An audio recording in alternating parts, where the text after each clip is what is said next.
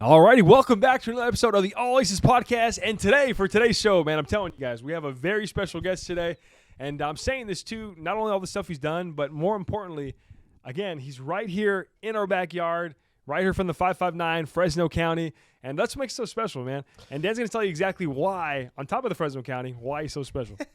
Well, we got my boy Roberto today, owner of Valley's best store in the Valley for hype, retro, and vintage, baby. So, like Ann said, this is very special to us. Every time we have somebody doing big things here from the Valley, we love to have them on, hear their story, how they got started, because there's always a lot of, I'm sure right on to the store we're going to get to, there's going to be a lot of setbacks or potential issues, a lot of adversity, and we like to share that with the people, man, because you're doing it at a high level. I got a badass shop right here in the heart of downtown Fresno, man, and it really is inspiring. It's inspiring for myself. I know it's inspiring to Ant, and we know that your story is going to probably touch somebody out there, maybe another gentleman out there in Huron, like where you're from, and it's going to inspire him to do big things, man. So welcome to the show, baby. Thank you. Appreciate that, guys. That was a dope intro. Thank you, bro.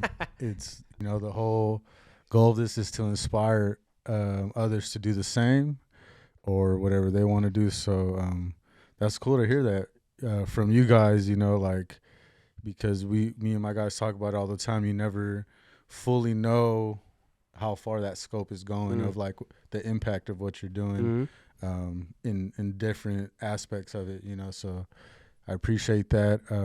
That you guys are even care enough to pay attention to what we do. That's dope. This place is sick, bro. It's fucking sick, bro. I know people at home are going to, if they haven't heard of you guys yet, which I'm pretty sure they have, bro, you guys are killing it out here. But if they haven't yet, bro, they can look you guys up or even just see around us, right? Like, this spot has, like, exactly what you need whenever you think of, like, vintage tees or, like, vintage clothing wear. This is a spot, bro. I mean, as soon as we walked in there, I felt like we were like, all right, bro, let's grab a cart real quick. You always kind of start shopping the a carts little bit. there. Yeah, thanks, man. We do our best to curate not just what people might be looking for, but also what we like. Yeah. That's a huge part of it. Yeah, bro. And you guys have a fucking badass eye, bro. And to start things off, dude, I want to start it off because even right off camera, we learned that going into the vintage industry, going into the retail industry was not on your radar at all.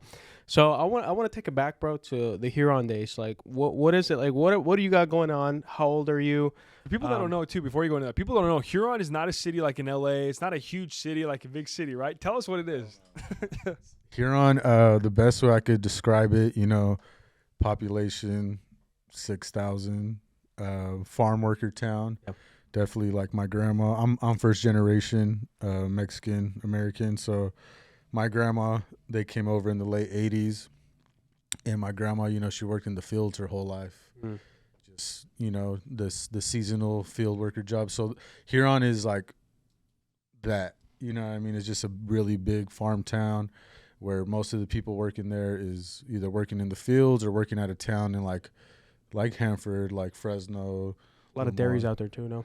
Yeah, a lot of dairies. I would say like the main thing they're known for is like the cotton gins, lettuce, tomato, because it's just like surrounded. Yeah. Like it's literally, Huron is just surrounded with fields. Like, our front yard is just like the fence. And then, so it's just truly one of those farm worker type towns. A lot of migrant people come over and it's easy work to get into, to get that type of job. Yeah. So not a big city by any means, dude, and it's actually kind of deep, bro. Like it's what's like the nearest big city to you guys? Like Lemoore, Hanford. Closest, Hanford. Hanford's about a solid 30 minutes. Yeah. Lemoore, 20. Kalinga is the next one, probably about 15 minutes the other way. Avenel, Kettleman City, right there off the I-5. So like growing up, like coming to Fresno was like LA sometimes, and my mom, she's worked in Hanford since like 01, so always going back and forth, Hanford, Lemoore, Huron. Kalinga is like where I had to go to high school at once, because Huron's so such a small type of town, they don't even have a high school. Oh shoot. So it's like once you get to that point of like school, you have to go to Kalinga. It's like the same, same district, like yeah. And even then, bro, like Kalinga's not a big It's not town a big either, town right? either. I No. mean, so No. the It's- fact that that was like the upgraded town, like, all right, go to the big town in Kalinga is like, Yeah. that says something, bro. It for kind of sure. is, bro. It kind of is, and like people make fun of you too when you would do that. But it's that's where like there was stuff to do. Yeah. All your homies were at, But I'd say like Hanford. We grew up going to Hanford a lot. Okay. More. Yep. Sick, bro. Armona. Yeah, you mentioned Armona. Armona, earlier. yeah. Is that our Ramona? For sure, bro. So you grew up there, small town, obviously not in the big town of Fresno or big town of LA, right? So then you got your start there.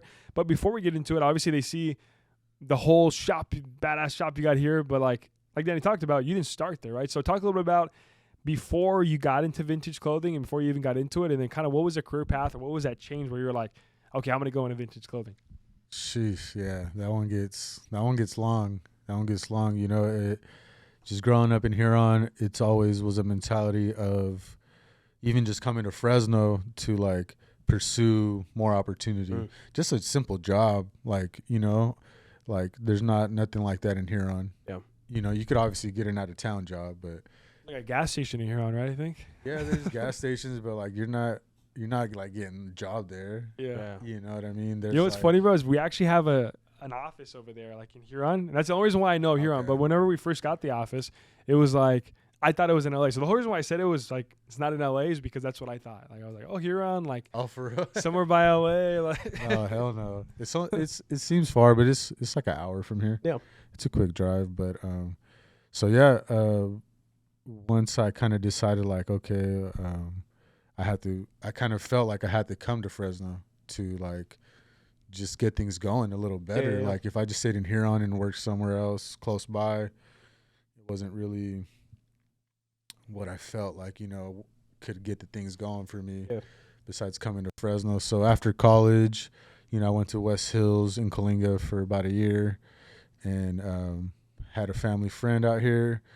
They offered me the chance to like basically, hey, like come to Fresno, come check this out over here, come to school out here, come work out here, just come get in the mix of Fresno compared to Huron because they know what it's kind of like out there, So that basically led me into a path of basically the first career path I really chose consciously was like trying to be a firefighter. Like I was saying earlier, like that was like seemed like a career that was like, okay, money is good, this is good, stable. And I kind of just that was like the first thing I really pursued. Like, okay, I have to like take all these prerequisites. I did the whole wait list thing. It's like a whole 18th month wait list. So like the journey just to even get into like the vintage resale, like you were saying, that was never truly part of the plan. Like once I figured out like I wanted to do something creative as a creative outlet with my clothing brand, that was the real beginning of like even just having a shop. You know what I mean? That was the true beginning. Like I'm doing something with like that's a creative type of path. Yeah. And it's totally different, bro, because you look at it, you're right now hearing at home, right? Or you're just listening to you right now. It's like, okay, well, I'm going to fight fires. I'm sure there's a reason going into that. There's stable. There's good career, right? Stability. Super stability. 100%. And then when you think of stability, most people don't think of, well, let me go sell some clothes, right? Like, Yeah. and I know it's real, definitely fucking deeper than that here you got going on here, but most people don't think of that, bro. So obviously there was a left turn, dude. So you're going on the road, firefighter, stability, left turn. What was that left turn? And then how did that left turn look like, bro, when you first got your initial start in vintage clothing? I would say, I remember pretty like vividly still just being around like 23 and like it's like, it goes back to the firefighting stuff, just like just really realizing, because you have to go on ride-alongs. Yeah. You get a full like kind of glimpse into it, right? You're doing all the trainings, and I just really was like, nah, I need to figure out what is gonna like. I just kind of realized I need to do something that I care about and figure out how to, Make a living from it? make a living from it, like simply. So around that age, like I just had this turning point of like, in order for me to have, in my opinion, what I felt was a successful just just life or fulfilling life, it was going to be through a creative sort of career in a way. So, you know, I was at Fresno City, and I still remember just looking up at that fire engine, the ladder going dummy high. Like, I'm like, oh my God. Are you scared of heights? Nah, but I know if you get up there, you're going to feel a little like nervous. Yeah, I'm scared of heights. Bro. That's That's stupid why I high, asked. bro. You know, so it was like, and from that point on, I basically, like physically, I just started taking like classes that I knew that was gonna help the creative path. So Graphic like, design, Photoshop. I took a Photoshop class. Like I Okay. took classes that wasn't even pertaining to a degree. Like I just went through the list, like which one of these just sound cool, and is gonna help me just learn stuff. Yep. So I took Photoshop. I mean, I took like a screen printing, but it's more like screen printing for like you know, like art, but it's still the same transfers to like clothing a little bit. So screen printing, like a business entrepreneurship class, Chicano studies. I took like music classes, like City offers like digital music production. They offer obviously like piano and like audio engineering classes. They offer all that. So I was like, that's what I want to do. Like, that's what I wanted. I already knew like my passion for music. I had a passion just for clothing and styling. So I figured like, man, clothing is just like, let me just try to start making it. Yeah. I don't know. It wasn't like any sort of like destiny type of thing. It was just so like, it felt like an easy entry point to like a creative outlet.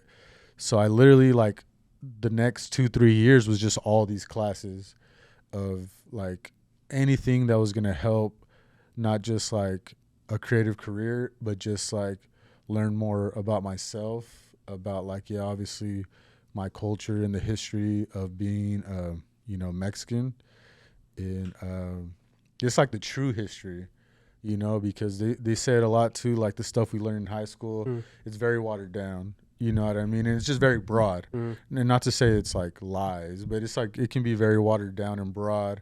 But once you get into college, you can learn like specific topics, you know. You get to kind of pick and choose like a buffet, right? You get to go up to exactly what class you want to learn and go into it, bro. That's interesting, bro, because none of those classes have anything to do at all with firefighting, but it's cool, bro, because you already knew, all right, well, this is the end goal. The end goal, I want to start doing something creative, right? So, like, most people I feel like would stay stuck in the mud, right? Like quicksand, where I know if there's a lot of people watching at home, bro, where they're like, damn, like, that sounds familiar. Like, everything you're talking about right now maybe sounds familiar to them at home, and they're like, bro, I want to do something creative, or I've always wanted to do that, but I'm stuck in maybe a stable job.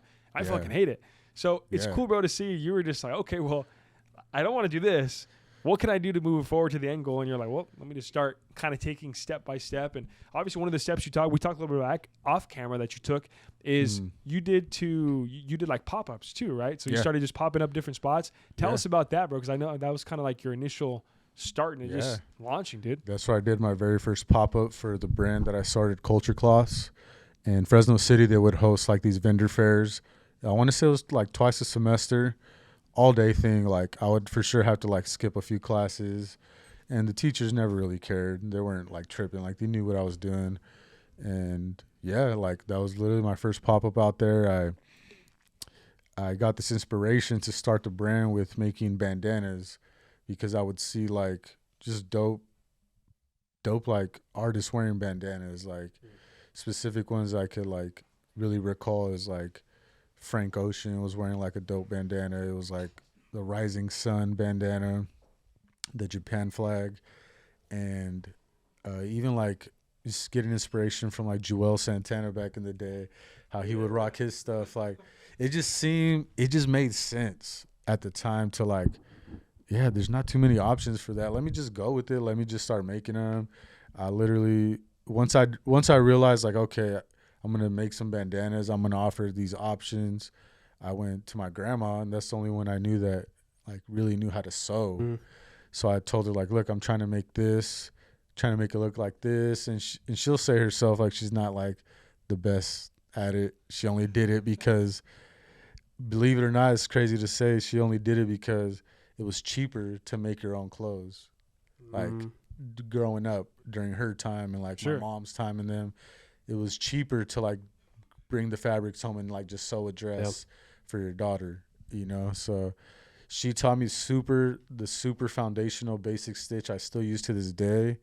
And, you know, I bought myself a little $100 sewing machine from Singer at Joann's and just kind of took it from there, you know, like making those bandanas. People seen that like it was something that was a little bit different, just the amount of options, like 30 plus type options, just like tons of just different styles with it. And from there, you know, I just kept like I was in the entrepreneurship club and I figured out a way to basically being in the club, they'll help you sponsor like events, right? So I basically, when we got started with like, I was already kind of involved with Art Hop like in downtown.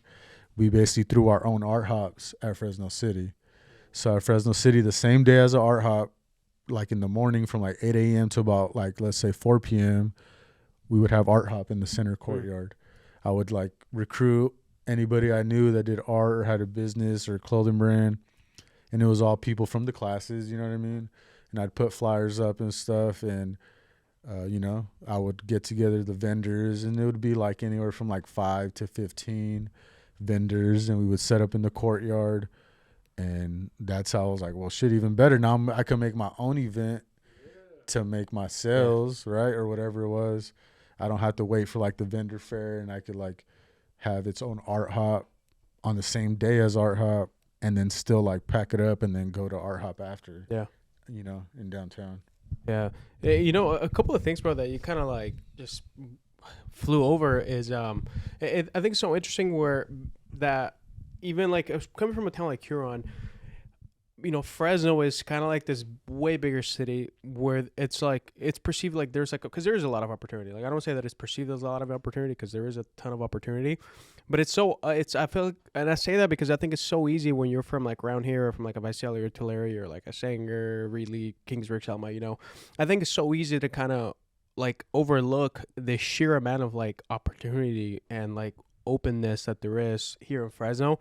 Because something we talk about a lot, like a lot of people are so quick to, they want to do, for example, even the clothing brand, you know, like I feel like sometimes people talk about clothing brands and like their first goal is not to make something happen or create their own platform, you know, like you did like at City on the day before or the day of Art Hop. But the first thing sometimes is to like just bounce. Like they're like, I gotta go to LA, I gotta go to LA, I gotta go to New York, I gotta go to a bigger city. That's and in like, every industry, right? Like even the industry we're in, like insurance and real estate, bro. There's so many guys that we know that are like, you can't make any money here in Fresno. Like, we got to leave, bro. The only way to do it is in these big cities. And it's like, bro, that's just not true, dude. Like, there's some truth to it, but I feel you, though. Like, you don't have to leave to make it happen. And I know there's bigger markets, for sure. I understand That's what it is they're saying. Yeah, and I just think, I know there's bigger markets, and I understand that, but I also understand the fact of, like, bro, there's so much opportunity here where Fresno's definitely not a Kalinga, bro. Like, Fresno's giant. Like Fresno's pretty huge. big. You know what I mean? Compared to that's why I said earlier, like coming to Fresno was like going to LA. Yeah. Like we have family in LA, so we would go from time to time. Not a whole lot, but we would go every year, every summer. You know, go visit, and it felt the same, dude. Like they had the movies, they had Edwards, they had the mall. They had In-N-Out. Like back then, like that was the closest In-N-Out besides like Kettleman City or something. So it was like, we already know, like, we're going to go to the fashion fair. We're going to Macy's. We're going to go watch a movie. We're eating In-N-Out. Like, there's no other choice. That movie is such a staple, though, bro. Like, going to a big city, going to a movie was such a big staple. Yeah. It's funny you say Hanford, that. too. The Cinemark in Hanford at the mall. We would go there all the time. Even Hanford felt like that at times. Yeah, and I say that because, like, man, there's so much opportunity, and that's part of the reason why we love having people that are doing big things here locally is because, like for you, man, your valley, you know, born and raised, you know, took it from literally like the heart of the valley, which like in our business, you know, we service a lot of that community, man, the agricultural towns. What they call Huron too, is heart of the valley. It is, dude. It is. I mean, ultimately, those are the people that make things tick and talk. Like without those people, man, there's like do the, like not to get like economical, but the economy really doesn't move. Like it all kind of stems from there, man. Facts. And it's so dope to see you go from that. Even that in itself is a big step because, like you said, a lot of people might have settled for maybe just a job like at Hanford, Kalinga, or whatever. But you were kind of seeking that opportunity, and it's so cool, man. Because hearing your story, you're kind of almost just following your fucking heart. Like it sounds kind of corny, but you kind of are. Like you're like gravitating towards things that fulfilled your soul. You were like the firefighter thing, cool. Stable, fuck the ladders, fuck the schedule. It's going too high for me. And you were like, it was like super simple, I feel like you kind of had like a self audit, and you were like, you know what, fuck, I kind of want to do some creative shit. Let me just start touching a lot of creative things, man. And obviously it worked out. You found your passion because to go out and put together like your own little version of art hop, like it's not like a small thing, right? Like, it's not like a normal thing. It's not a normal thing people do. Like people don't get up and fucking say, you know what, we're gonna do our own art hop. I'm gonna create my own market. I found the loophole, being in that club. Yeah, and it's so dope, dude. Because like literally, if people like listen to your story right now, I'm sure they'll keep hearing that as we go on. It's just a guy that listened to his heart, and you followed whatever fulfilled your soul. You followed it, and you just kind of kept. And funny enough, as you kind of keep on going towards the things that vibrate at your frequency, or not to get into that stuff, but like when you get into that stuff that you like you keep finding more and more success. So now you're at a point where you're into the well, I don't want to say you're in the vintage stuff because right now it's just cultural. I don't think right? we haven't even got there yet. Yeah. So cultural class, it's popping. You get a taste of the industry. You're like, all right, you're fucking with it. What was the next step? Like, how did you enter the vintage space? So I had the brand going maybe like a couple of years, and eventually my current business partner, I hadn't met him yet, but a couple of friends knew him, and basically I had one of those friends basically introduce me to him because when I saw his shop, I thought like, well, that's like literally where my Culture Class brand should be, like a streetwear shop or just like clothing shop. It was the only one like that. So I was like, I need to go like network and meet that person, see if they might be interested into carrying some of the Culture Class stuff. And sure enough, he liked it at the time, and it kind of started like that, and like was kind of that for a while. And then after a couple of years, me and him started collabing on stuff. And I'd say like the quickest way that me getting to like the vintage was really just like, that's what we were doing over there. So I was kind of learning the retail side of things, because he has a hype clothing store, and he started getting into like the reselling the vintage. And vintage has been resold for a long time. Yep. But it's just also, out of building this shop, just growing an appreciation for the vintage type of clothing, working with my boy Hawk at the Fly Shack, it kind of just meshed together when we built this shop, because we understood there's clearly a demand for vintage, right? Vintage clothing, retro clothing, and we knew that was something that we had to incorporate into Valley.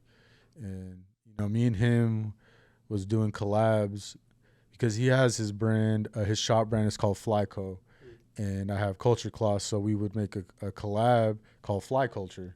That was our collab, just our brands together. We would just put out random pieces, but it started as being called the Valley. So that was like in 2016-ish. Okay. We just decided like, let's do a collab, but let's not do it like so obvious to our brands. Like we came up with the name The Valley, as a Central Valley thing, and just would put out merch as a Fly Culture collab. And so basically kind of working there at the Fly Shack with my current business partner, it kind of grew my appreciation for it. I never really was into the vintage like that, because this current resurgence is on, I'd say is still a little fresh too. You know, it's kind of kicked back up, and I say it's like within the past 4 or 5 years, you think, or even less, or even more. You think? Probably more, a little more. I'd say like that's like 7-10 years. Kind of like thrifting became bigger, right? I mean, yeah, it kind of coincided with it because you have to kind of like thrift to get some of those pieces. Yeah. So yeah, as vintage grew, like thrifting grew at the same time, and you know, it was just kind of like I said, it kind of grew out of just that appreciation for it, because a lot of that vintage you see is moments. That's why people love the true vintage, right? Like, not to say there's not true, but like true vintage, like a Bulls tee from '95, yep. Like that was made then, right? Like I was 5 years old when that T-shirt was printed. Yeah. Like, you know what I mean? So it's like certain moments that it takes you back and it reminds you, like, oh crap, like '95, that was that one year that Michael Jordan or so and so, you know what I mean? This happened, and you kind of remember like, oh, I used to have that tee, and it's kind of like it has that personal connection. A lot of times that people like I was telling y'all earlier, like I hoard the Dodgers vintage stuff. Yeah. Like I have so much of it now. People watching at home, they're like, "Oh, that's why I haven't seen any Dodger." Yeah, that's exactly why. The ones you see on here, you know what I mean?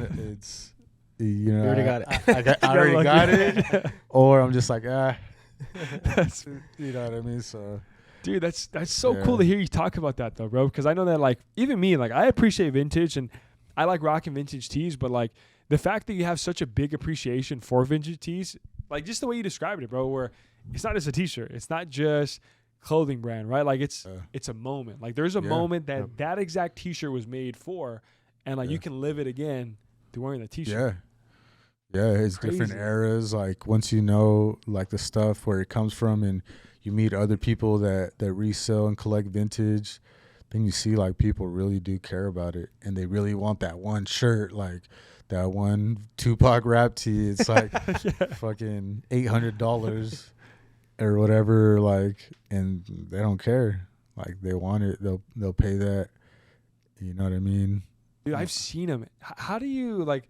What's your takes on that, bro? I mean, obviously you have a big appreciation for vintage tees, and so like, what's your thoughts on like $1,000 vintage tees or $400 vintage tees? Obviously, there's some backstory on it. It has to be, right? Yeah, I mean, I think, you know, with anything like that, it's worth what it is to that person. You know what I mean? So if I see a shirt and I love it so much and it costs $800 and I feel like it's worth it to me.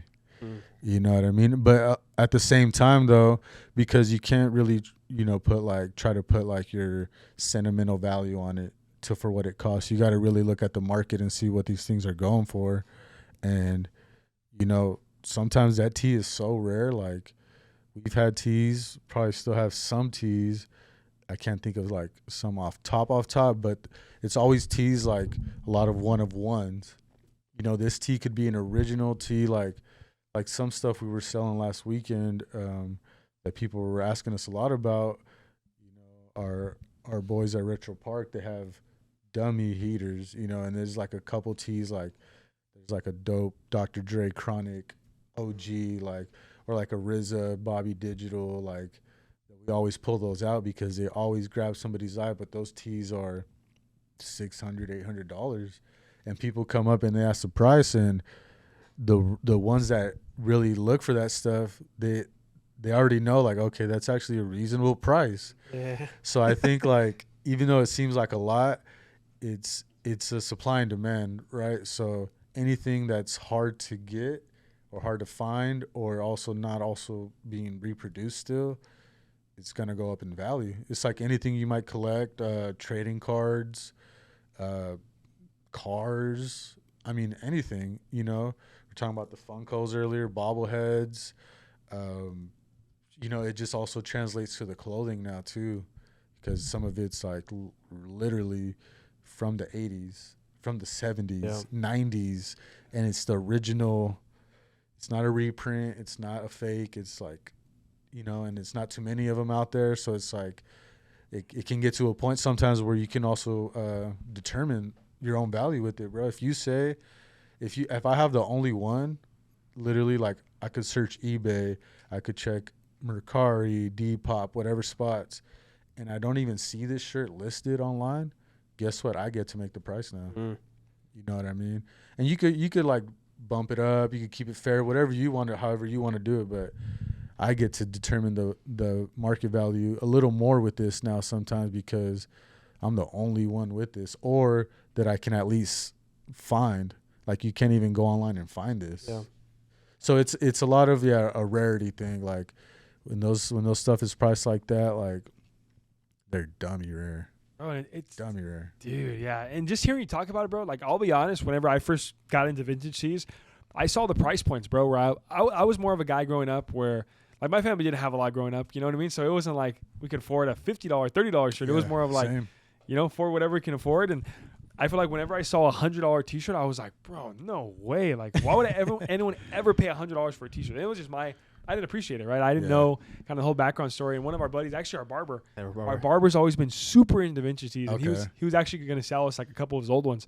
Which ones did he have? Do you remember? I don't, bro, but he had some sick ones, dude. Yeah. And okay. the ones he had, he was telling, he's like, yeah, bro, it's like $100 or $120. And I was like, bro, like, are you trying to like rip me? I'm like, bro, we're friends. What are you talking about? And he would say the same thing. He's like, bro, you don't get it, bro. This was originally from the 80s. So I'm wait, looking is at that an original one? No, this one's not. This is Culture Kings, right? It's just see, that fooled me. And he was like, bro, like, it's from the fucking 80s. Like, it's this and that. See, that's what I'm saying. And Like, I'm like, people will nerd out about it. Like, Yeah. I fuck with the people that are nerds about that shit. Like the funniest thing to me sometimes, dude, is like people have a whole story how they found that one shirt. Like, I was out in fucking Pasadena. It was like I got there early. It was like 3 a.m. I fucking took a nap in the truck. I woke up at 4:30. I was fucking hella tired off like no sleep, and I was just browsing fucking this and that, and or I was fucking at a yard sale and I was about to give up, and then I went to one more, and then I found that one. It's like that's cool too. I like people that are, you know, nerds and passionate about it because it shows that they really care. Yeah. Like, if you care, that's great because that gives it that right value in a way. Yeah. He had that, dude. So he had those stories like that. And like, I don't know if we didn't believe it, but I just think, and I think even to take it a step further, bro, we came in one time, we're like, oh, vintage tees, bro, cool. I think I ordered one off, I think it was Culture, it was somewhere like it was definitely not vintage, bro. It was like a remake, you know what Like I mean? a vintage inspired one. Exactly. I came in, I'm like, bro, look at my vintage tee, bro. I was like, hype.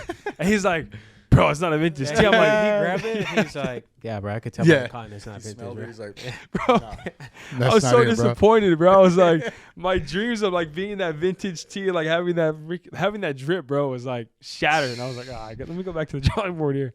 So yeah, and two, what makes them, going back one more time to like that value on them, like the $800 tee, right? It's like comes back to like pop culture. Like, I'm seeing you're wearing like a Dennis Rodman. Is that a vintage reprint? This was actually a gift from one of our boys, Mondo. I think it is a vintage one. Yeah. So like Dennis Rodman vintage tees are like, you know, super rare and super popular because like when you think back at his career, like how polarizing he was. Yep. He had, you know, a lot of moments and you remember him, you know what I mean? So when you see those people and they have you see the vintage stuff, that makes it more desirable. Like all them old school WWE FTs, Stone Colds, The Rocks. Like, I've seen some So Cold, The Rock ones sick. That's what I'm saying. And the designs is like, they can easily be recreated now, but like the fact that was made in that era, like, just, I don't know. It's like we said, the moments with them, it takes you back. And, you know, I'm selling stuff in here that's older than me. You know what I mean? Like, it's older than me, or I had when I was a kid, bro. It's a trip. Yeah, and it's so true because it is. And I think like with any collectible, like you said, whether it's cars or whatever, there's something about like it captures the energy of that moment in time where you can't replicate that. You know, yeah, you can reprint the design, but there's nothing like having, you know, like that. Yeah. In a couple of years, bro, I got some tees I'm gonna donate to you in a couple of years. That I don't want at all, bro. They're actually from this past Super Bowl where the Niners lost. I have them in my room, bro. They're definitely gonna be vintage, bro, but I'm definitely not gonna want them for sure. I'm a Niner fan, so. Yeah, after the past, they make it to the Super Bowl last year. I don't even want to talk about it, bro. We're going off. They did, huh? You know, I'm going Sorry, off I topic. really only follow. Yeah, I really only watch baseball. So all the other sports is like. Murky. They went. All you need to know, bro, is they went. They broke my heart. Oh, they played the Chiefs. Yeah, yeah. I have a nice vintage tee, bro. It would be great in here, but I don't want it. Hey, we'll take it. People love the Niners stuff. And you know, with that topic, you know, in mind, that you have so much fucking cool shirts, right? You have some stuff that's even older than you, which is kind of crazy to think about. How did you arrive at this place? Because I feel like this place is so cool. Like, obviously, you guys like took your time curating all the stuff you have in here, and anybody that comes in here and like just browses around, you're like, there's a little bit of something for everybody. Even if you're not into the vintage space, right? But my question is like, you're looking to start a business, especially a couple of years ago, and you're looking to open up shop. And I know that for sure, especially at the time, Downtown Fresno is probably not the first place where people somebody would think like, oh, let me open up shop there. So, and I think that's changing. I think that's changing like positively. Definitely changed for sure. Definitely changing for sure. But why was it like? What did you guys choose what did you choose you know what? We're gonna go downtown Fresno, right down the street from the Grizzly Stadium. We're gonna open up shop there. I think the biggest factor to just like, okay, downtown, you know, we like, let's try to figure out how to make it work downtown, was just already like our current involvement in downtown from the art hops, you know, culture class, aside from Fresno City, like outside of that, our real foundation is in art hop. So like we were doing pop-ups every month, twice a month. The OG spot, it's called the Art House over here on H and Calaveras, just back here, like literally 2 minutes away. That was like one of the OG spots. It was just a big warehouse. You had vendors, you had real paintings, live art, music. You had like people had like rented like storefronts in the back, kind of like they would buy the studio space and transform it. Like a couple brands I remember being out there was this shop called Thrift Demon that's also here in Fresno, and this other brand from Fresno called EXP. Have you guys heard of EXP? Yeah. They had a shop in there too. So that was like the origins. So like ever since then, like anything we did was like a majority of the stuff we did was downtown or Tower. So, you know, with the music, with the clothes, you know, just with our friends in the circle, you know, we were like, you know, developing at the time, and everybody we're meeting. If you're from Fresno, you know, like the culture of the city is in downtown, in Tower District, as far as like the shows, the music, the art, like it's centered down here. So, you know, I live in downtown. I've been living in downtown maybe four years or so now. I lived in Tower for a bit too. So everything was just already here, you know, hitting Tioga, hitting obviously the games and concerts, just everything was just always, you know, have my friends, my close friends that live here in downtown. So majority of the stuff we were already based here. So it was kind of a natural spot to kind of look first.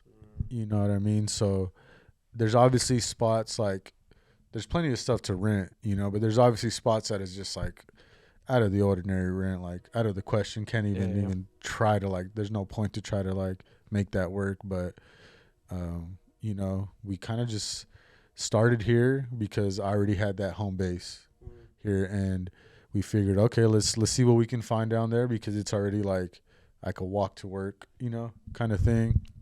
And I already have a foundation in downtown in Tower.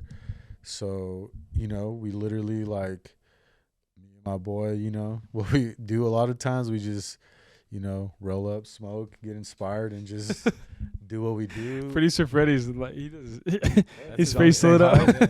Perfect. He should, he would have liked that day too. He's a creative one here.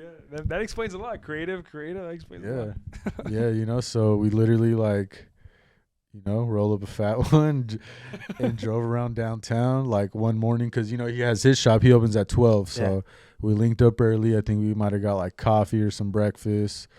And we literally just drove around, bro. smoking, slapping in the whip, our favorite music, just like, let's see what's around. Let's get numbers. Let's just make some calls, see what people are asking, just to get an idea. We never actually like got to the point where we're like, because to get this shop, outside of picking downtown, it got to the point of almost necessity, right? It wasn't like, to get the shop, it wasn't so much like I was still following my heart with it, right? But it was like, okay, like it's time for me to have my own shop, for me to like, because we're doing also all these years in the background, I'm doing embroidery, like wholesale embroidery. So I'm learning that, and I'm already growing clientele.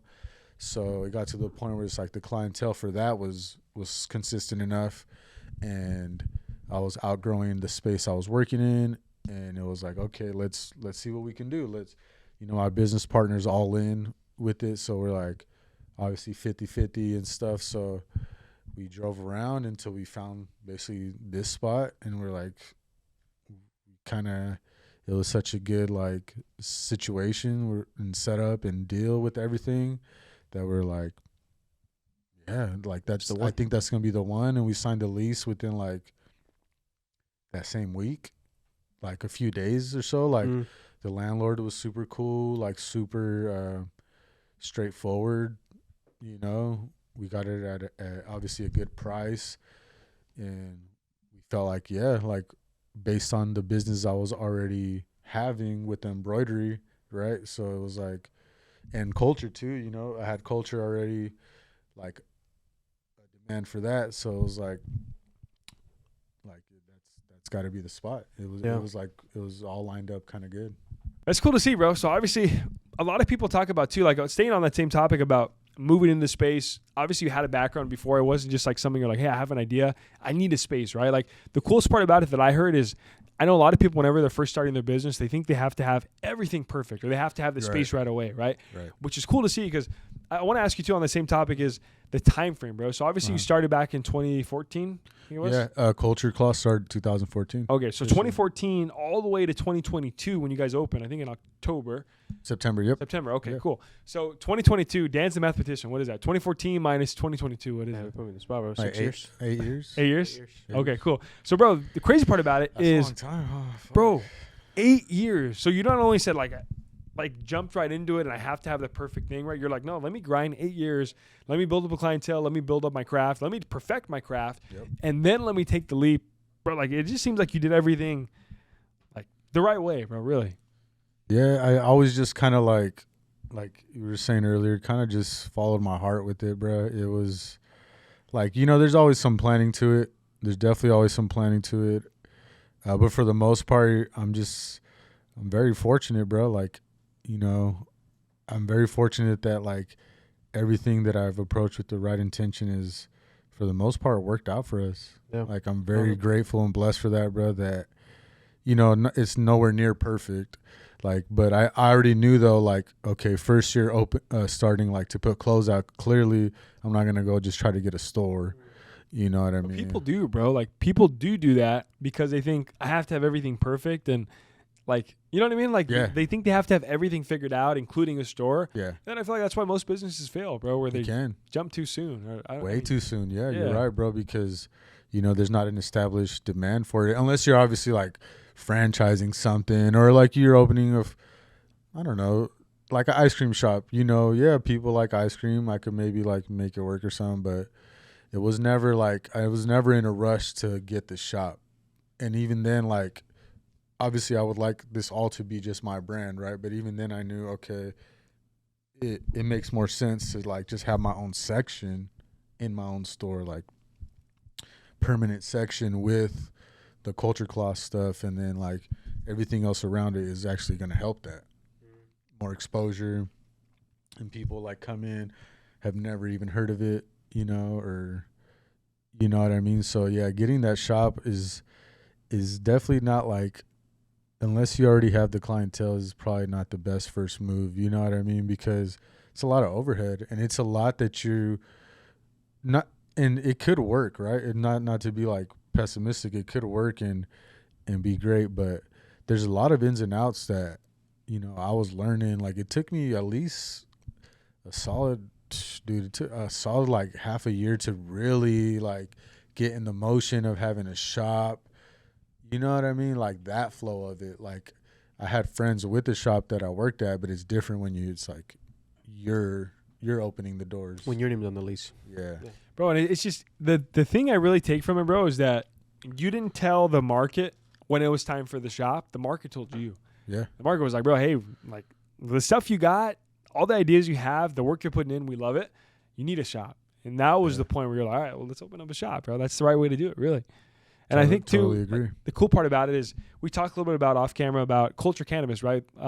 Jason, one of our first guests that we ever had on the podcast from Culture Cannabis is super cool because you guys share a little bit of similarities, bro, like in a weird way or in a cool way where it's more of like your shop here has tons of different vendors. You have vintage teas on this side. You also have a couple other local brands here, but like you come here and you know what you're going to get, right? You come here for vintage cheese. You come here for a cool, like cool drip, cool clothing. And the same exact way was when we talked to Culture Cannabis. It was just like they have tons of different vendors, tons of different spots, tons of different product there. And you know what you're going to get when you go there, right? So it's cool to see that cool different similarities how you have it here. Yeah. I heard you. And you know, too, I guess with the whole topic of choosing downtown, it is interesting because, like you said, your business and obviously your brand and a lot of things that you do with it, they're like intermeshed, like geographically, like downtown is part of like the culture, you know. Yeah. And it's really cool to see because, you know, for me, like I think like I'm gonna do retail clothing, like you always kind of think of like a mall or like a strip mall or something like that, you know. But having here downtown, it's so cool because you're right though, it allows you to stay close to like the culture itself, like you're in the flow of it. But also too though, I'm sure it makes it super easy to be a part of the art hops and all the different things that Fresno's got going on. So, and I know that you're super involved in that, and I want to get into that, bro, because I know that there's been like some fashion shows. So obviously, you got the art hop thing. What does that look like for you, bro? The community involvement. I would say, you know, that's definitely like we're so heavy with that because that's just one of our core principles. You know what I mean? It's just part of the mission with it, man. You know, like creating it. I was thinking about this looking at the outline. Like it's just kind of a lot of it is like creating what we want to see. You know what I mean? It's really at the core of it. It's creating what we want to see and applying our own taste to it. You know what I mean? Because it's very competitive. And you know, at the end of the day, the best taste kind of is what's like pushing things forward. You know what I mean? So being in downtown is a huge advantage, and it allows us to really easily like, you know, be a part of that community and, you know, building our own at the same time, like literally building our own world, bro. Like it's really that, like, yeah, it dabbles into like stuff that's popular or trendy, but this is like our world, like as we want it, as like I want it and my business partner, like as we want it to look like yeah, like I said, there's things that resemble others, but it's like the community side of it is just a very vital thing because that inspiration just has to kind of come full circle. You know what I mean? You have to continue to like, I've always felt that spirit of like, okay, I want to spread what I'm doing with like the creative stuff. You know what I mean? So I don't know exactly like how that got instilled in me, but I think partially growing up, you know, first generation and stuff, like Mexican culture is very, you know, family oriented type of culture. And, you know, it's like great to like help, you know, like create that and help just like create your own sort of ecosystem with it of like, this is literally what I want to see happen. So let me just put the pieces in to like, and bring the people together for that. You know, I've always felt like that was sort of a strength of mine of like being able to bring the people together. Whoever those people were is, you know, varies from situation to situation, right? But I always felt like that was something that I was always good at. like even as a young kid, and just like getting the people together for that common cause, you know, and it's just like it's you kind of like the community side of things, like it's everybody wants that, right? Like, yeah, there might be people who is more individualistic about it, but everybody wants to see their community flourish and get better. And, you know, whether it's like the youth or just like better things being offered to the kids so that they can also get that inspiration, you know, because like just like me, I got the inspiration to, you know, eventually, you know, buckle down and open my own shop. Mm-hmm. So a lot of that is, yeah, to bring that inspiration kind of full circle, bro, to really help like just people our age, people older, people younger, just, you know, understand that, you know, anybody could do it, bro. It's not exclusive. And I understand like you might come from different backgrounds growing up, but if you kind of have just that sort of work ethic, you know, that sort of just vision to just like buckle down and just get things done for your vision, like that's really like one of those foundational messages we for sure want to push with like the community for like that representation. It comes back a lot to me for representation because like I think back just like growing up, like something as simple as like seeing George Lopez on the screen having his own show, like I thought that was dope. I'm like, hell yeah, we get like a Mexican show that's There wasn't funny, a lot sitcom. out there like that either at Not that at time, all. bro. Like Mexican families, you know, there's white, there's black, there's Asians, but there was never like, and his show was good. Yeah, it was. Like it was really funny. It went for like, and it really was like, a lot of damn, like seasons. I feel like you had the same family I had, Yep. like all the little things. And so that representation is like huge, bro. It's so big to like show siblings, show people you don't know, might never meet, like, yo, like, you know, I look just like you, I'm doing it too. We talked about it in the beginning too, bro. One of the biggest things we talked about in the beginning, Danny said it, right, was like what we're going to go over today, we hope, and we have really high confidence that it's going to inspire people at home, bro, that they can start off as a firefighter and switch it entirely up, flip your whole world upside down, and it's going to work out, right? As long as you put in the work, you put in 8 years plus, right? Yeah. And then you take the risk, right? And you've been taking the risk ever since, bro, and I think it's super cool to see, and it's super inspiring to see. And it really hits home to me too, bro, how like much you love Fresno, bro. Like just hearing you talk about Fresno, hearing you impact the community, bro, like you could tell it's like here. Like Fresno's not over here. Like Fresno's here for you, bro. And you guys got yeah, bro. And there's a bunch of stuff going on here that I didn't even know about because I mean we're from Visalia and I grew up in Visalia, so I never knew about all the crazy stuff that Fresno has going on because Visalia never really had, or maybe I didn't know about it, but I don't think really Visalia really had that I don't say community. I'm very careful what I say because I love Visalia. I probably will never live there, but like just the events that you guys have here in Fresno that we have definitely is not as common over there. So talk a little bit about the events you have here and talk a little bit about Art Hop and what does Art Hop mean to you in Fresno? I would say Art Hop is like easily the biggest monthly event in Fresno at the moment. I mean, there's thousands, like some, you know, over 10,000 people plus showing up to downtown that Art Hop night, dude. And, you know, like we said earlier, it's a foundational key for my journey with starting the clothing brand. So Art Hop has always been, like, you know, a part of our DNA in a way, I would say. So, you know, we tend to, we don't always have like extracurricular stuff going on, but Art Hop is always a good night to like have some DJs, have certain pop-ups of other clothing vendors, or just have like we just had Collect Call.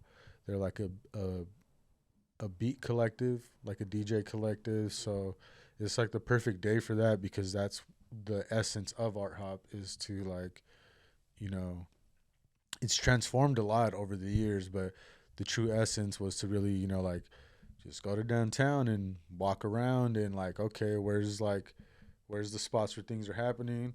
Let's just go walk over there. Let's just go walk around. We might know something that's gonna be there. We might not. Like, let's just go. We know something's happening. Let's go check it out. So it's like, now that we have a shop, it's like I don't feel like, we have to do something every art hop, right? Because it could get oversaturated. But it's cool to like have the shop now and like have people come to us, as opposed to like I was saying, art hop, we would be doing pop-ups, bro, every month almost, and it's like passing out flyers in the booth, like come here, and it's a grind, bro. Such a nice relief to like have the shop and like not have to do pop-ups. You know what I mean? So we do a lot of events related to art hop, and even like stuff like that on non-art hop nights also.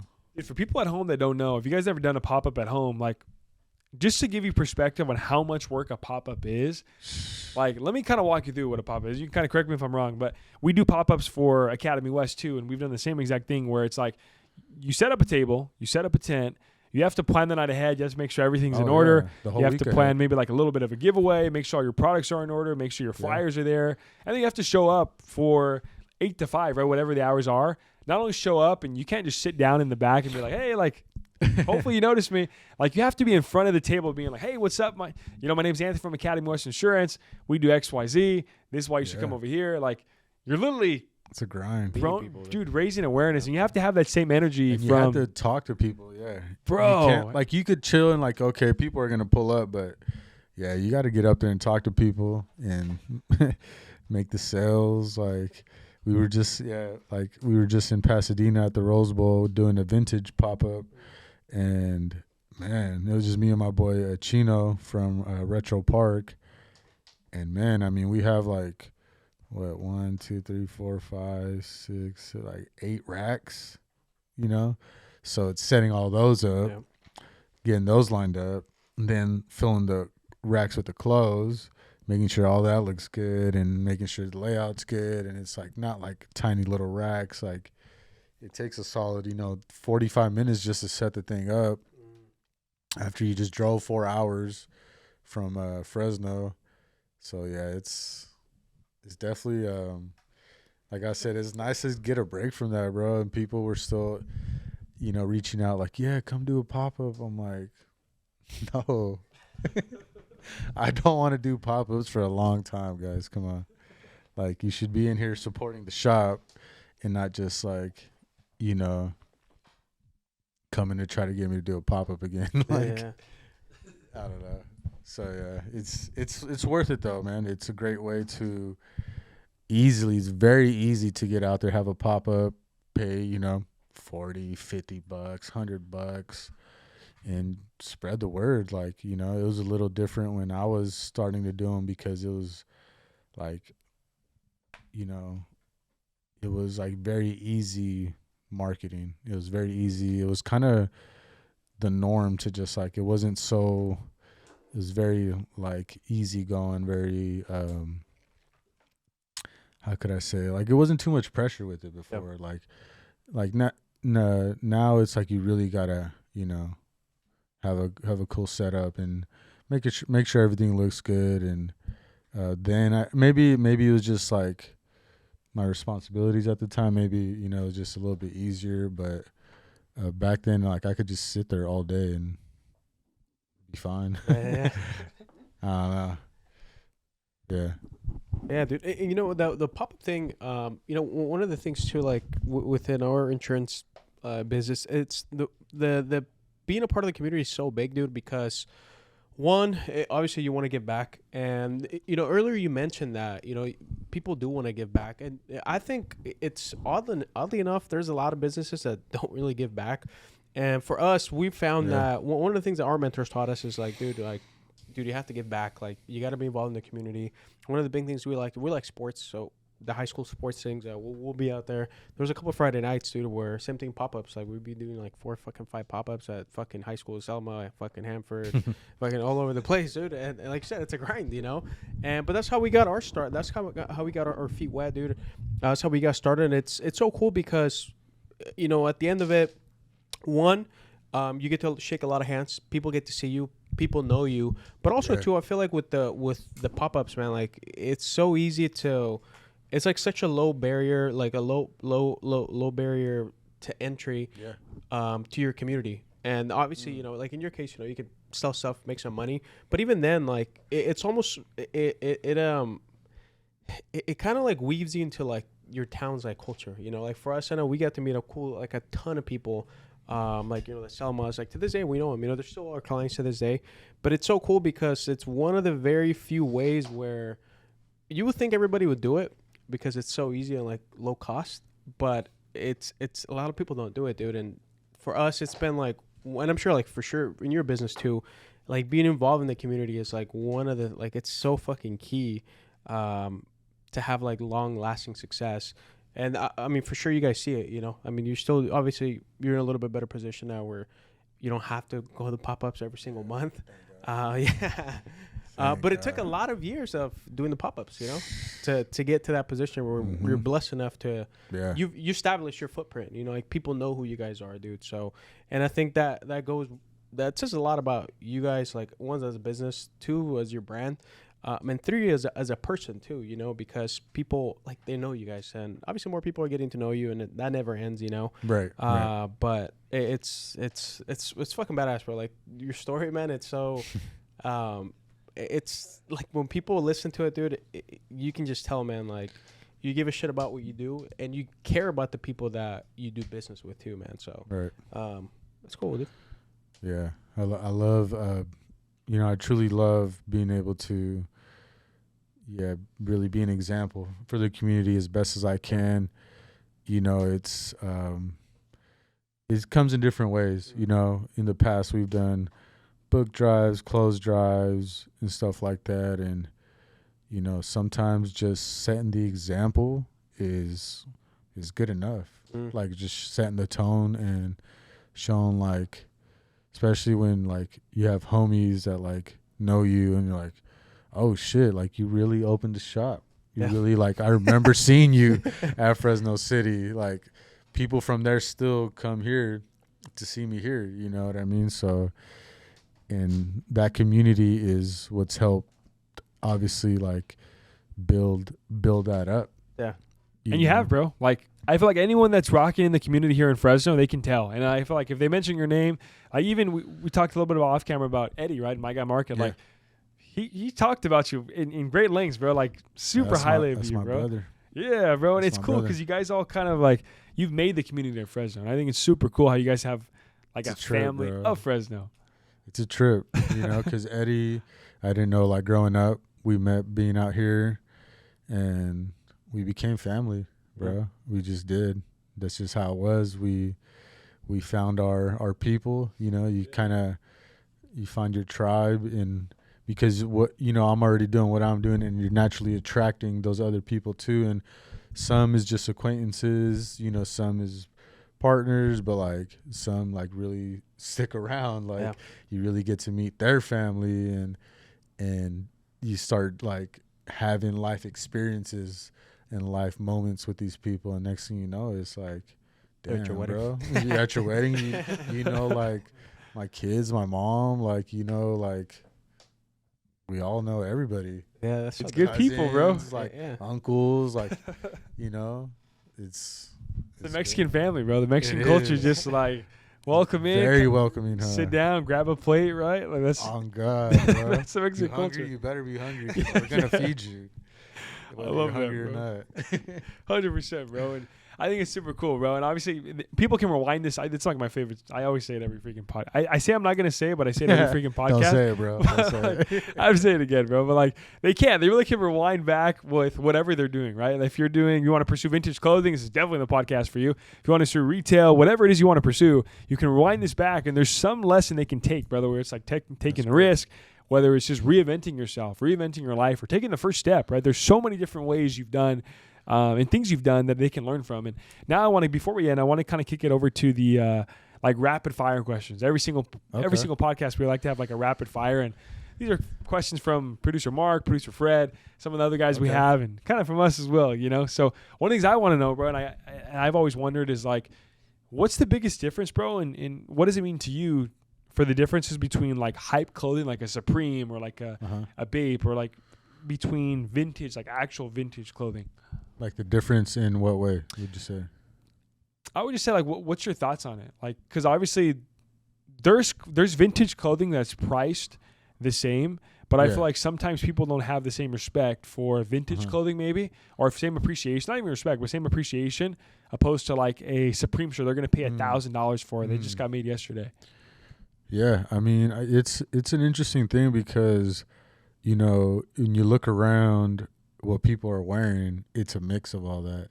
You know, you'll see somebody, I mean, it's like literally like carbon copies sometimes, like vintage tee, Carhartt pants, fucking hype jacket, hype hat, Dunks or Jordans, or they have some vintage sneakers with like super designer T-shirt.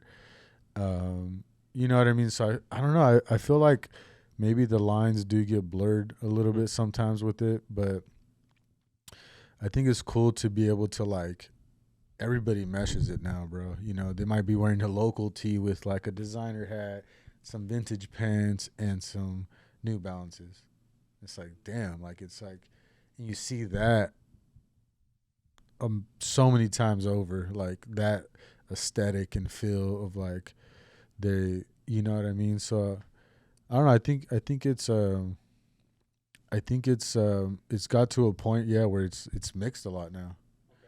That's interesting, bro. As far as like the actual fits people are wearing, it's very mixed. I feel it, bro. You got a good mix on too right now. You got the culture hat, you got the Valley shirt, you got the New Balance. You said it's New Balance. That's sick, Casio, bro. I see that. See, I'm mostly into like the vintage and local shit. Yeah, that's sick, bro. I like it. Next question. This next question I actually had. We talked a little bit off camera on it, but like, how do you go about starting a vintage clothing store, and how do you go about keeping vintage shirts on the shelf? Because obviously there's only one-on-one, right? Like they're not going to make any more vintage 1985 Bulls shirts again. Like it's whatever was made was made. So how do you find that, bro? And how does your process go about?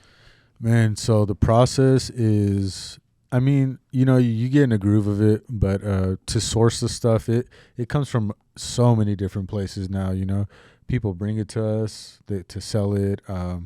Obviously thrifting, you know, we're still out there in the trenches thrifting. Don't get it twisted just because we got a shop. Like we're chilling. Like we still in the trenches, pulling up right when doors open. That's so sick. On 50% off days, you know, to get them right prices.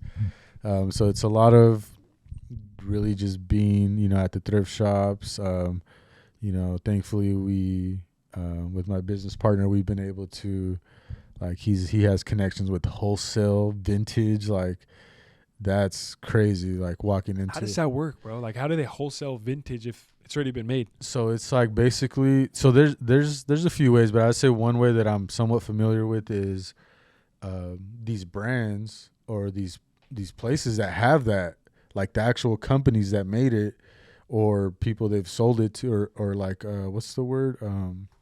Not wholesaled it to, but sort of clearanced it out to, or whatnot. It's so much deeper than that, but basically, like if I had the money and like the contract, I could reach out to these companies and buy it wholesale from them, like get the contracts from them. But like that's like, you know, big money. Like you're putting up racks, like tens of thousands of racks to buy just stuff bulk. But you have to have like the actual connections to even get those contracts. You know what I mean? So those guys buy it from, you know, the people that made it, you know, or have it, and then they break it down. And I'm talking like, you know, you see a lot of cool stuff like this, and like it's like a whole warehouse of like stuff that's already, I'm talking like organized, like starters jackets, a whole row of them, fucking and they're actually vintage, like legit vintage. 1000%. Everything crazy. is like vintage and real. The only time it might not be real, like if it's a genuine wholesaler, like it might have just gone over their heads. But for the most part, everything's real, and you could tell, like, you know what to look for, right?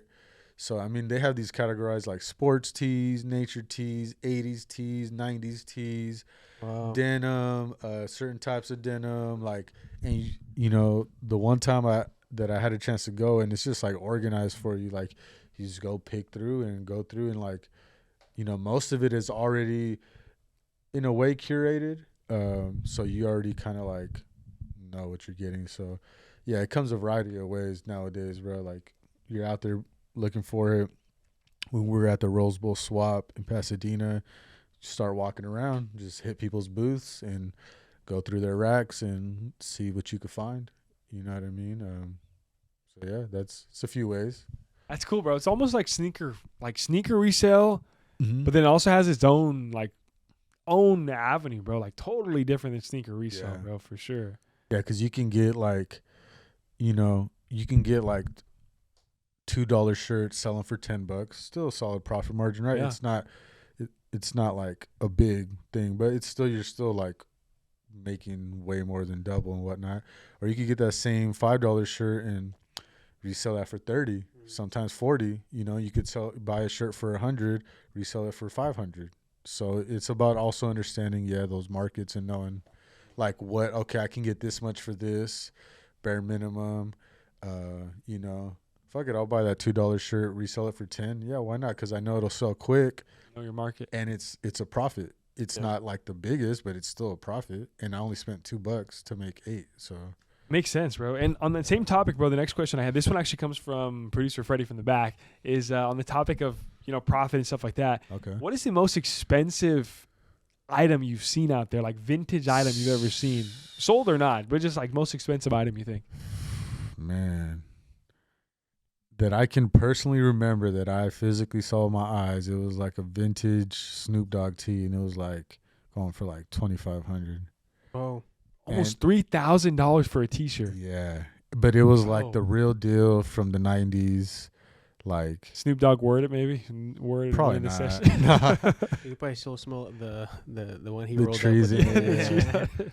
Yeah, it was like, yeah. And like I said, it's, you know, when it's priced right, people don't question it. They're like, yeah, it is worth that. But I mean, obviously a higher ticket item is not going to sell as much as like a $30 tee, right? You know, just like anything else. But I'd say, I think I saw it at the Rose Bowl too. It was like a $2,500 Snoop Dogg tee.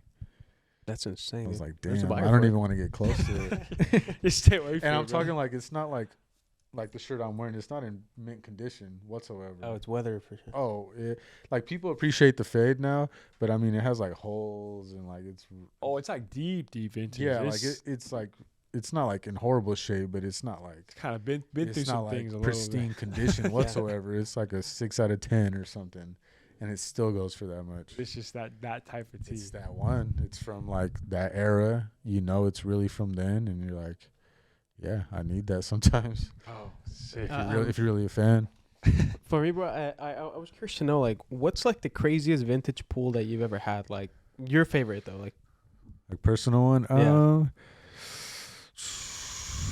I feel like we were talking about this earlier too. I always get excited when I find the Fresno State stuff because it's, you know, like we said, it's a lot more competitive. It's a lot harder to consistently find those pieces and the better ones. So when you find like some dope that's authentic, that's vintage, like, you know, 1000% it's 90s, 2000s, and, you know, like one windbreaker I found. I mean, I think it goes for like $60 to $80, right? Which I'd say it's medium price. It's not cheap. It's not expensive for something like that. And I think I bought it for like $15. What made the windbreaker so special? I would say it was kind of like one of the things is just the logo that's used on it. There's different eras of logos when it comes to vintage, like with any teams, and same with Fresno State. There's just like different eras of that bulldog, different colorways of it, like different little details that like people know. And then it was one that you know, a lot of people would see that Mac Dre was wearing in like I don't think it wasn't like a music video. It was like it was like a blog thing before blogs were even like a vlog. The fact that Mac Dre wore a Fresno State merch item is crazy. It was like while he was, I think, performing in Fresno. I don't know, like, crazy. you know, that's a little bit like before me. So I don't know the exact thing, but there's videos, like we could actually probably YouTube it and like, you know, Mac Dre in that Fresno State. And like, it's like, man, the people that know about this probably hate me right now because they probably know exactly what video it is. We got to find the clip. We got to find and the clip and like the day specifically. But it's like, yeah, he was in Fresno or something like that doing like a show or like, it was like, I think partying, and it was like a part of like some like, I knew you guys were running again. oh shit. Hey, there he is. There he is. What's up, bro? Good to see you, bro. There's the guy. That's all the cars I'm on. Like, You're on a run or what? get in the camera real quick. Get in one of the Yeah, you got to get in, bro. Get in here. Get in here. Sit on his lap, bro. Not, Woo! All right. What we talking about? All right, so you guys don't know. This is my guy, Mark. If you guys rewind a couple episodes, this is the man right here. You got to crush down a little bit. This is the man right here. Dude. It's so like fitting, bro, that you would pop up in this episode. dead ass. Bro, this is downtown, bro. Like, this is our neighborhood. This is our community. Dead ass. That's what we were just talking about. Right here? Yeah, bro. You gonna see me everywhere, bro. Like, it's hard for you guys to try and like knock me out the box. You can, bro. I'm in the box. I'm here. I'm running around this town. I'm walking. I'm biking. I'm doing everything, bro. You feel me? Bro, I'm like a cockroach, bro. I'm always living, bro. Even though you try to stomp me out, I'm still living, baby. You know what I'm saying? I'm still flat, but I'm still moving around. You know what I mean? So, yeah, we here, bro. Where we at? We at the Valley. Shout out to my boy Berto. This is my brother right here, man. If you don't even know his story, bro, I got so much love and respect for this dude. Like, top 3 person in Fresno that I've ever met in my life. I met him like, What does Berto mean to you? bro, he's my brother. Like, straight up and down, yo. Like, bro, I'm the uncle to his kids. You know what I'm saying? Yep. Like, y'all don't even know. Like, for real. Like, you I think wasn't cloud chasing. like I you was being think real. like, bro, like.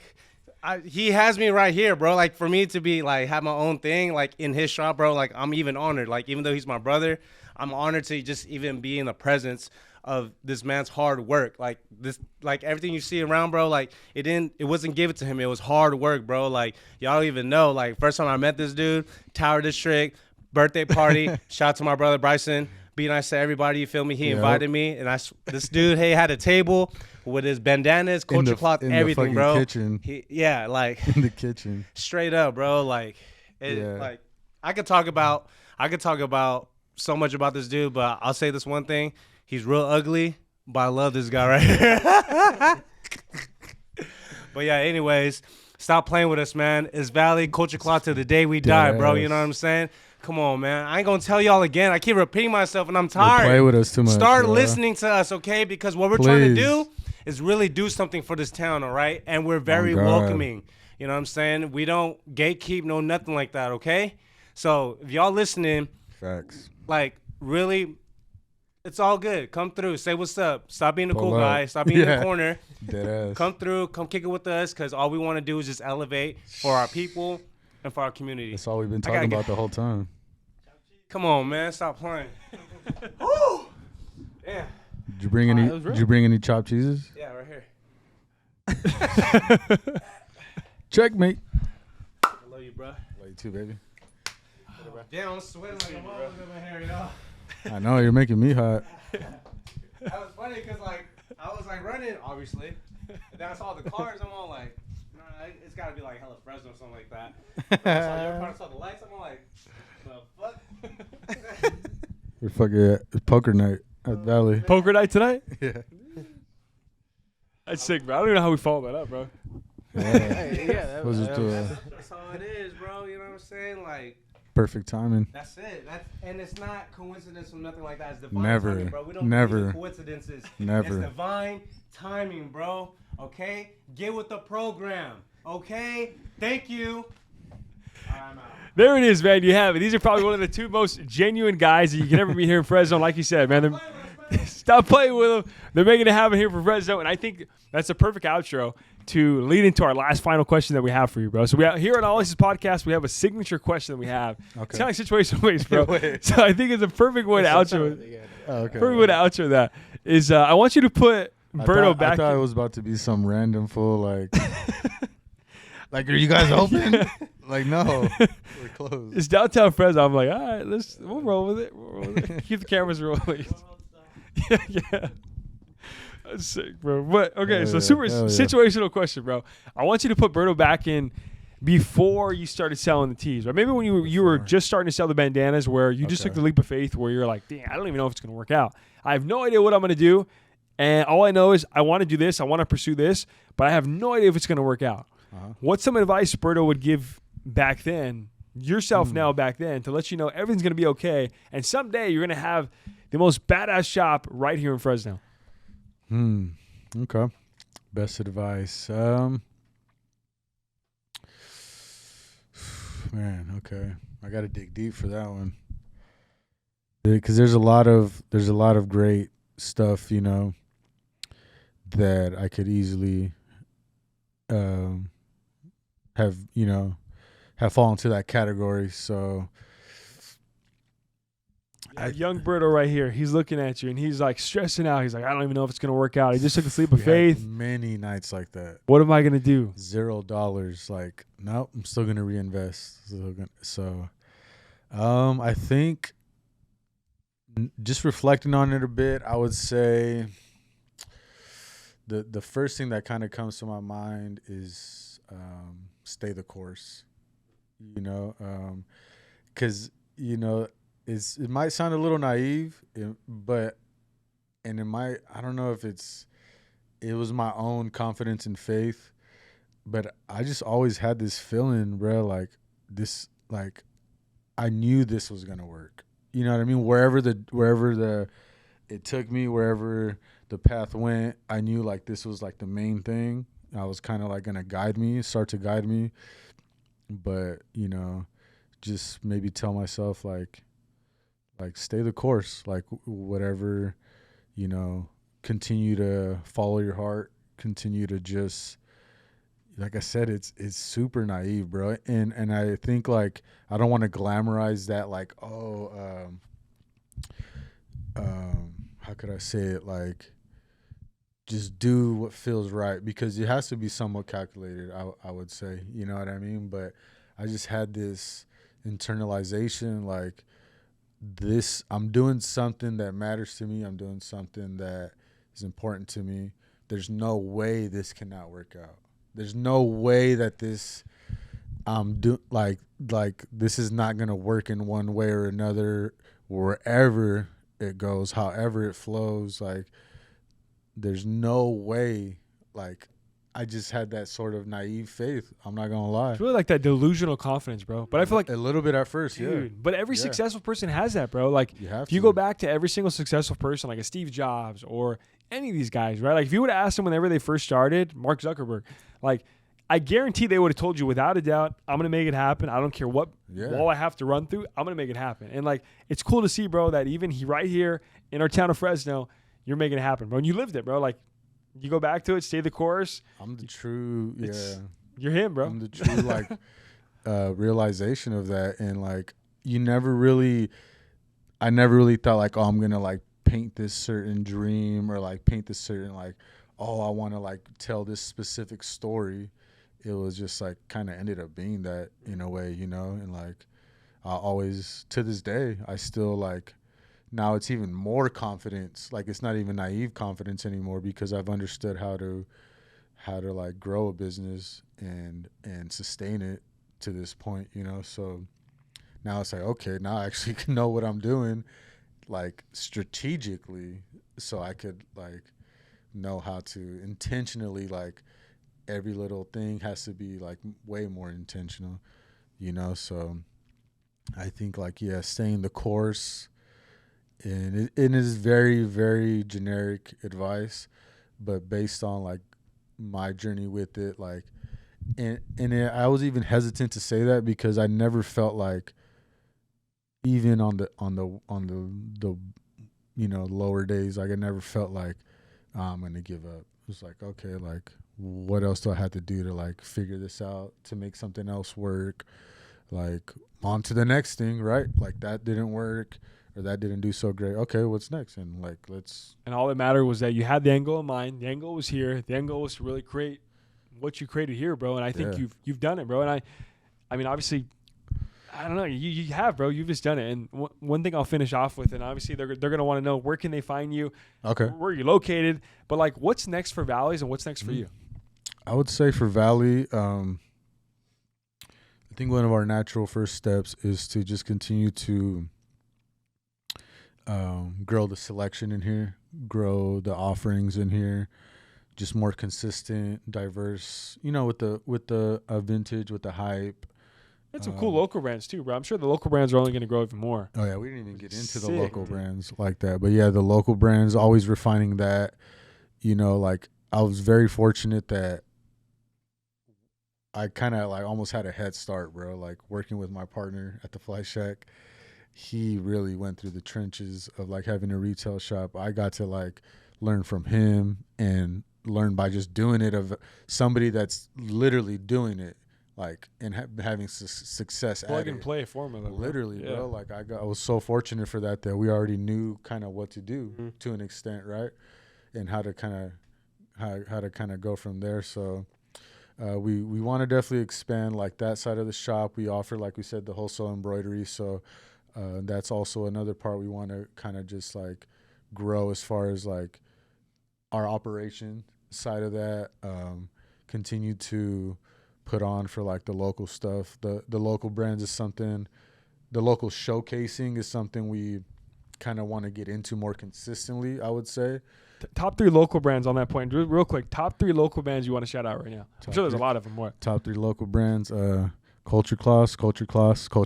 Let's go. Dylon.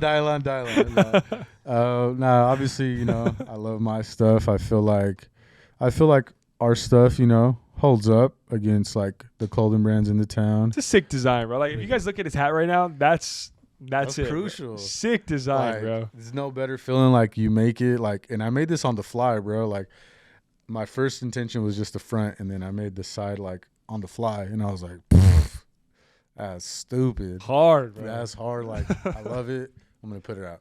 That simple, But I would say our brand, I think Lovers Only, is a dope brand here out of the city. They're on the come up.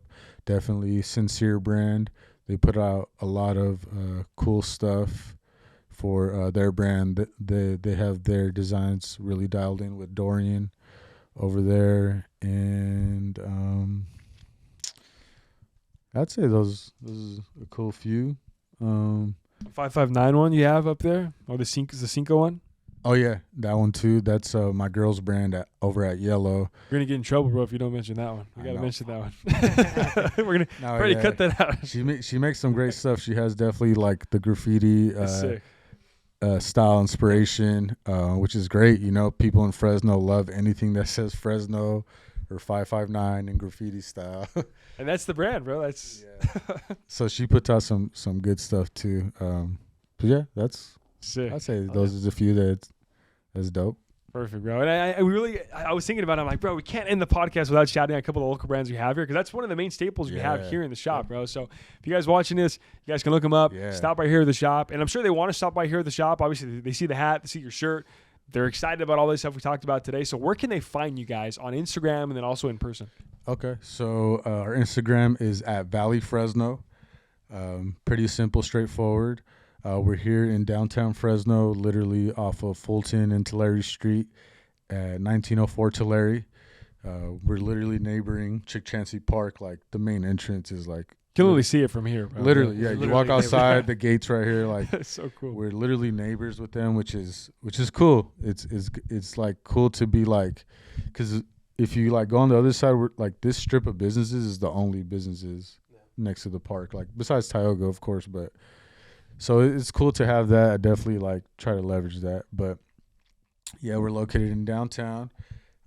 Current store hours, we're here Tuesday through Saturdays, 12 to 6, and Saturdays is like 11 to 6. So that's kind of our our general hours. You know, we are like I would say like a hybrid shop. We have a section of hype, which is, you know, your current streetwear brands that people love, like a Supreme, Bape, Undefeated, Stussy, Born and Raised, you know, like the current ones. Got the Travis Scott deck up there too, right? Yeah, That's sick. Definitely.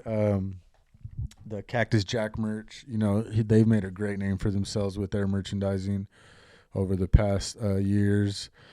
So we have a selection of that. We have a great selection of like the vintage 80s, 90s, Y2K, t-shirts, you know, pants, like authentic vintage retro stuff.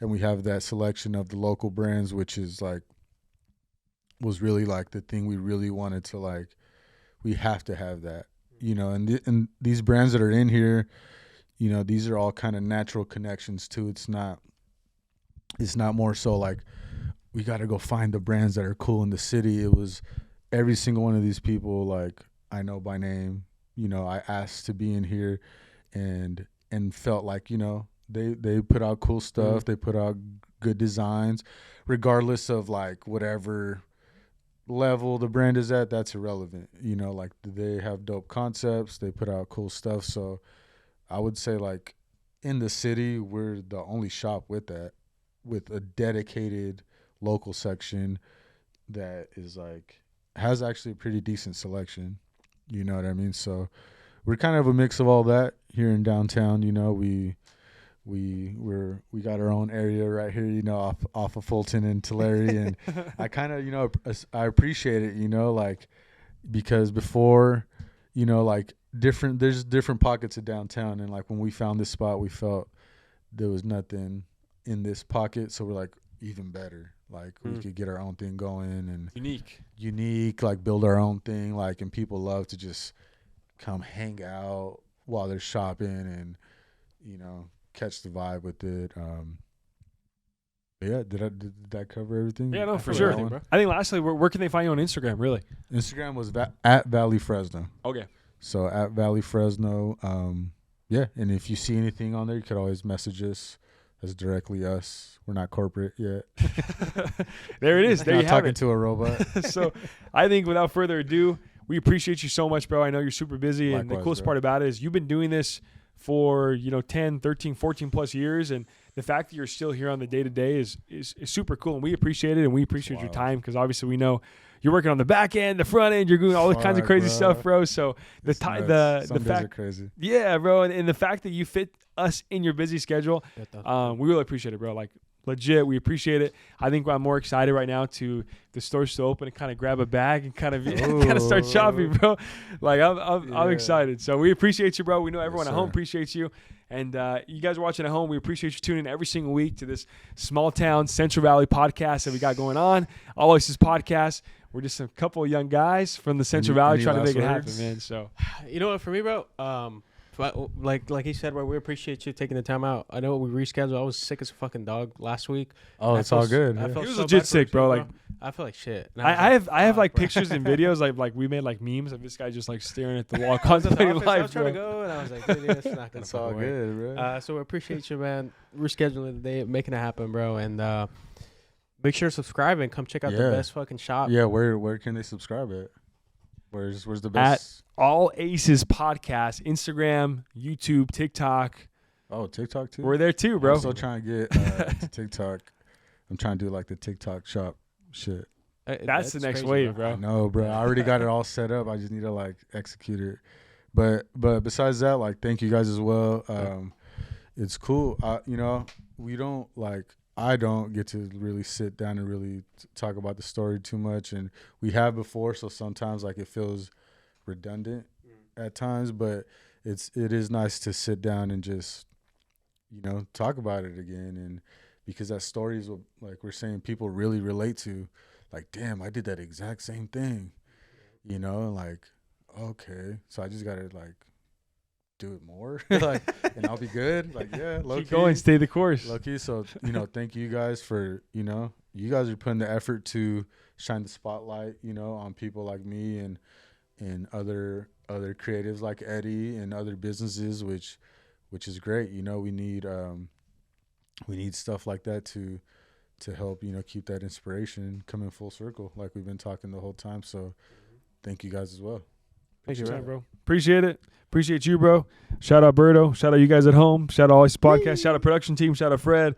Mark behind the camera. And shit, I think was he asleep right now? Got him. Got him. Hopefully catch you guys on the next episode. We'll see you on the next episode. Peace. Peace.